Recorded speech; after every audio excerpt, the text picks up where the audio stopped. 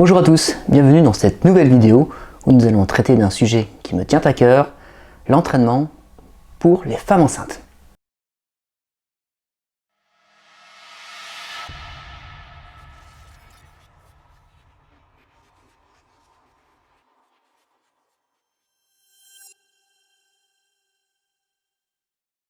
Je suis Jérôme Poison, coach sportif depuis 17 ans. Alors, dans ce sujet, nous allons traiter aujourd'hui, c'est toujours en rapport avec le site Expertise 360 où je me forme depuis un moment sur ce site qui est une plateforme d'e-learning où on peut donc se former à distance, donc un site québécois qui me permet de me former dès chez moi avec donc toutes les thématiques que j'ai envie de traiter. Et j'avais envie de me recycler, de me remettre en mémoire, d'apprendre aussi des nouvelles choses parce que depuis toutes ces années que j'entraîne, j'ai eu affaire à beaucoup de personnes et évidemment aussi beaucoup de femmes enceintes. Ces femmes enceintes étaient soit des personnes qui souhaitaient se mettre au sport, ou soit des personnes que j'entraînais déjà depuis longtemps et qui voulaient continuer malgré tout leur activité physique. Cependant, à l'époque, c'était parfois pas mal perçu, mais on disait si tu es enceinte, en gros, reste chez toi et ne fais rien et attends que ça se passe. Sauf que ça a beaucoup évolué et maintenant, c'est devenu normal de s'entraîner tout en étant enceinte. Évidemment, on ne fait pas ce qu'on veut quand on est enceinte, on ne fait pas n'importe quelle activité, on ne soulève pas n'importe quel poids. Il y a tout un protocole à respecter pour pouvoir bien s'entraîner. Et c'est ce qu'aborde dans le sujet sur Expertise 360. C'est découpé en 5 chapitres. Et sur ces chapitres, on voit donc le premier trimestre, deuxième, troisième trimestre de la grossesse, l'accouchement et la reprise de l'entraînement, comment on va s'y prendre, par quelle étape il faut passer. Et ça m'a bien remis en mémoire toutes les étapes et ça m'a permis aussi de découvrir, de redécouvrir et d'apprendre certains éléments que je ne savais pas encore. Cet article est développé par Sarah Baribeau, qui est une kinésiologue, donc on pourrait résumer ça en coach pour donner un terme francophone. Là-bas, ils appellent ça des kinésiologues au Québec et elle est spécialisée dans l'entraînement pour les jeunes mamans. Et je trouve ça très bien, c'est vrai que c'est une spécialité que je trouve ça très intéressante. Et effectivement, elle donne beaucoup d'astuces et on voit que ces astuces sont tirées de sa pratique avec les personnes parce qu'on ne peut pas sortir ce type de remarques si on ne pratique pas avec les femmes enceintes. Moi-même, j'ai pu tester, j'ai pu comparer d'une femme enceinte à une autre. On ne fait pas forcément le même travail ou qu'on a tendance parfois à brider les femmes enceintes alors qu'en fait on peut faire pas mal de choses. Mais évidemment, il y a tout un protocole à respecter et surtout certaines choses à ne pas faire. Donc pendant les étapes de la grossesse, notamment au premier trimestre, il y a un changement hormonal qui se fait, c'est-à-dire qu'on va avoir par exemple le développement de l'hormone relaxine qui donc va permettre au bassin d'être plus souple pour accueillir le bébé, mais qui va aussi assouplir tout le corps. Et ça, c'est pas anodin parce que le corps va être plus souple, mais il va falloir aussi continuer à le raffermir pour bien vivre sa grossesse et aussi avoir un bon accouchement. La posture également va changer, vu que le ventre de la maman va grossir, le poids du corps va être projeté en avant et du coup donc le ventre en avant, le tronc en arrière. On va vouloir cambrer le dos excessivement, c'est ce qui peut provoquer ce fameux mal de dos chez la femme, entre autres. Donc ça va être important de renforcer le dos, donc les multifides, les muscles qui vous servent à vous tenir debout, la ceinture abdominale, mais pas en faisant des exercices n'importe comment. Donc par exemple, éviter tout ce qui est crunch, tout ce qui est abdominaux en compression. L'idée justement, c'est de ne jamais travailler en compression, ne jamais travailler ce qu'on appelle en hyperpressif. Cela, ça me renvoie aux formations que j'avais faites à l'époque en pilates et notamment en formation de Gasquet, où on nous l'explique très bien. Donc l'idée, c'est de ne pas pousser sur les abdos, de ne pas faire d'efforts de portée de charge lourde. En gros, par exemple, éviter de développer des poids au-dessus de la tête qui ont pour intérêt d'augmenter énormément la pression abdominale et éviter tout ce qui est manœuvre de Valsalva, c'est-à-dire tout ce qui est mouvement où on va bloquer la respiration, comme par exemple sur un squat lourd où on va bloquer la respiration pour avoir un meilleur maintien, mais qui va augmenter considérablement les pressions abdominales. C'est tout ce qu'on veut éviter de faire chez la femme enceinte. L'objectif pour la femme enceinte, c'est de rester active, mais c'est de faire des mouvements où on va éviter donc les pressions abdominales, on vient de le dire, mais également les pressions sur le périnée.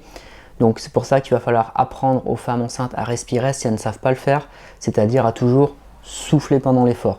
Donc ça, c'est valable dans 95% du temps, c'est d'expirer dans la notion d'effort pour justement engager le transverse, qui est un muscle profond qui sert de gaine, mais qui ne sert pas à compresser les abdos, qui cherche à les maintenir. Et tout ça, ça va maintenir également le dos pendant vos efforts sportifs, mais également les efforts du quotidien, comme porter un sac de course ou porter son enfant. Plus on va avancer dans la grossesse, évidemment, plus le bébé va grossir et plus ça va prendre de la place et du poids. Donc on prend minimum 10 kg dans une grossesse, qui est la moyenne. Bien sûr, il y en a qui prennent beaucoup plus, d'autres un peu moins. Et tout ça, ça occasionne des changements de posture et ça peut aussi provoquer donc, des douleurs dorsales, comme on l'a dit, mais également la fameuse sciatique, la sciatalgie, où là, ça va tirer donc, sur le côté du bas du dos, sur la jambe, et c'est ce qu'on veut éviter de faire. Donc pour ça, on va mettre en place différentes choses. Donc bien sûr, ça va être de renforcer les fessiers, de les étirer, certes, mais également éviter les petites erreurs du quotidien, comme par exemple se mettre en équilibre sur un pied pour mettre sa chaussure, éviter tout ce qui est rotation sur soi-même à un pied qu'on pourrait faire bêtement. On se met sur un pied pour mettre sa chaussure ou prendre un objet et on se retourne. C'est éviter tout ce qui est appui sur un pied pendant cette période du troisième trimestre où on est sensible au niveau du nerf sciatique. Donc en fait, c'est éviter les asymétries. Après, on le voit beaucoup chez la femme, elle croise les jambes au-dessus de l'autre. Donc ça, c'est normal quand on met des jupes. Mais c'est pas bon de croiser les jambes au-dessus de l'autre, ça bloque la circulation, ça compresse une jambe par rapport à l'autre, donc c'est très néfaste. Il vaut mieux avoir les jambes resserrées ou mettre des pantalons, ou si vous avez une jupe, jambes resserrées, mais ne pas mettre les jambes croisées au-dessus de l'autre.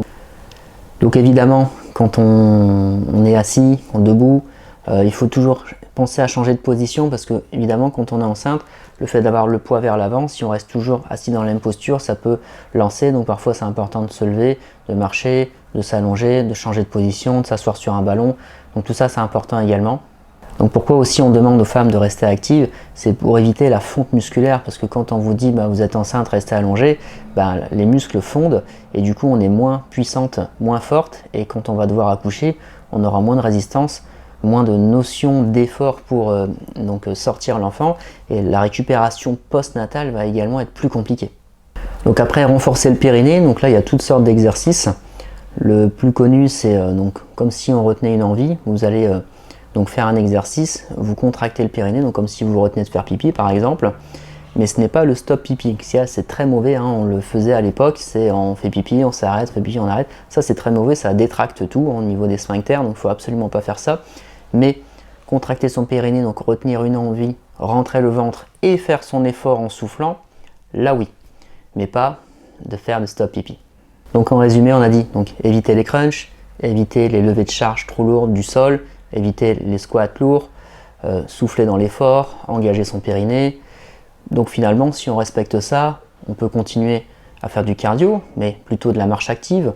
On peut continuer à soulever des poids, certes, mais assis, les épaules, les bras, le dos. Évidemment, les cours de pilates, yoga, stretching, tout ça, ça va être adapté. On peut très facilement corriger une dame enceinte sur ce type d'activité. Si vous êtes adepte de la musculation, on fera attention également sur le cardio à ne pas monter à des fourchettes très élevées, c'est-à-dire qu'au-delà de 80% de votre fréquence cardiaque maximale, c'est complètement déconseillé pour éviter de mettre le fœtus en hypoxie. Donc on sera plutôt sur une activité modérée, c'est-à-dire on pédale sur le vélo, on peut discuter avec la voisine, on fait une marche active, on n'est pas en train de sprinter tout rouge. Ça c'est vraiment très important de respecter ça pour vous et surtout pour votre enfant.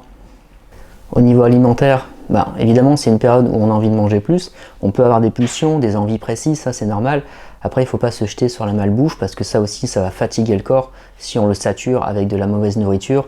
Donc maintenant on peut aborder le sujet, donc surtout le post-natal, c'est-à-dire qu'une fois qu'on a fait tout son cycle de grossesse, on a fait son sport, on a fait attention, on a accouché, ça s'est bien passé. Il faut reprendre le sport et souvent les gens disent quand est-ce que je peux reprendre. Donc les médecins vont dire 6 à 8 semaines qui correspond à la guérison physiologique du corps. Donc, tout se remette, que le niveau d'énergie remonte, c'est 6 à 8 semaines. Évidemment, on peut reprendre un peu avant si on se sent mieux, si on a l'accord du médecin et si on a un programme spécifique adapté, sachant qu'il ne s'agit pas de reprendre exactement à l'endroit où on s'est arrêté. On le voit notamment chez les sportives, on veut reprendre là où on s'est arrêté et on se rend compte qu'on n'est absolument plus capable de le faire. Ça peut être aussi décourageant ou trop agressif pour le corps. Donc l'idée c'est de se faire un petit programme spécial post-natal où là on va cibler sur les obliques, on va cibler sur le transverse, on va cibler sur les multifiles, donc le dos. On va cibler sur le cardio en activité reprise modérée. On n'oubliera pas bien sûr de faire la rééducation du périnée pour éviter les fuites urinaires, les incontinences à l'effort. Qui ça peut faire rire beaucoup de gens, mais il y a énormément de femmes qui ont des incontinences à l'effort. Vous voyez notamment sur les fameux cours de trampoline qui étaient à la mode à l'époque. Vous faites un cours de trampoline, vous allez regarder à la fin de l'échauffement qui est-ce qui est parti aux toilettes et vous savez tout de suite celles qui ont des problèmes d'incontinence urinaire. Donc ça c'est très important d'en parler. C'est souvent un tabou chez la femme, mais moi j'en parle souvent et voilà, c'est pour ça qu'on insiste sur les consignes. Et faire sauter une femme sur place, c'est pas anodin. On peut parfois avoir des petits désagréments. Et ça, s'il faut en parler, il faut en parler à votre coach, même si c'est pas toujours évident. C'est comme le transit, et moi en consultation j'en parle tout le temps. Si on n'a pas un bon transit, la tuyauterie est bouchée, donc il faut qu'on fasse quelque chose, sinon ça fonctionne pas et on performe pas, on n'avance pas dans sa perte de poids, dans son projet. Donc après l'effort, si on peut ajouter, donc si on doit reprendre, faites attention, pas d'haltérophilie, pas de saut. Faites des choses, activité modérée, donc vous pouvez faire de la musculation, vous pouvez faire de la natation, vous pouvez faire de la marche, un petit peu de course à pied, mais il ne faut pas qu'il y ait d'incontinence à l'effort, comme on a dit, auquel cas il faut réduire l'intensité, faire le pilate, le yoga, le garuda, il y a plein de choses à faire pour ensuite repartir sur les activités que vous adorez ou les compléter avec celles que vous venez de découvrir parfois. Donc voilà, c'était un résumé de cette formation. Évidemment, comme pour la première que j'avais fait sur les alimenteries, je ne spolie pas l'article, c'est-à-dire que je donne quelques éléments tirés des vidéos. Les vidéos sont forcément beaucoup plus riches, il y a forcément beaucoup plus de contenu. Je vous invite à aller voir donc cette formation, je le mettrai dans le descriptif.